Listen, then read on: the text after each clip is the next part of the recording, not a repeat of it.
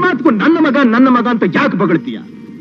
ಹೋಗಿ ನಿಮ್ಮ ತಾಯಿನ ಕೇಳು, ನಿನ್ನ ಜನ್ಮಕ್ಕೆ ಕಾರಣನಾದ ನಿಮ್ಮ ಅಪ್ಪ ಯಾರು ಅಂತ. ಇದೇ ಮಾತನ್ನ ಬೇರೆ ಯಾರಾದ್ರೂ ಆಡಿದ್ರೆ ಅವರ ಹೃದಯನ ಬಗೆದು ರಣಚಂಡಿಗೆ ಔತರ ನೀಡ್ತಾ ಇದ್ದೆ. ಆದರೆ ನೀವು ಹಿರಿಯರು, ಶ್ರೀಕೃಷ್ಣನ ಪರಮಾಪ್ತರು, ಆ ಗೌರವದಿಂದ ನಿಮ್ಮ ಕೈ ಮುಗಿದು ಕೇಳ್ಕೊತಾ ಇದ್ದೀನಿ. ನಮ್ಮ ತಾಯಿ ಅಗ್ನಿಯಷ್ಟೇ ಪವಿತ್ರಳು.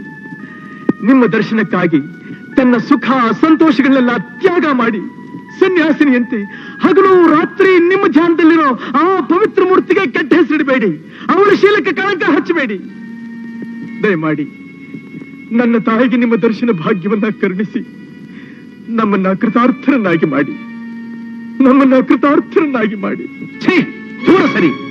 ನಿನ್ನ ಅಪವಿತ್ರವಾದ ಕೈಗಳಿಂದ ನಮ್ಮ ಪಾದಗಳನ್ನು ಮುಟ್ಟಬೇಡ. ಅಯೋಗ್ಯತೆ ನಿನಗಿಲ್ಲ.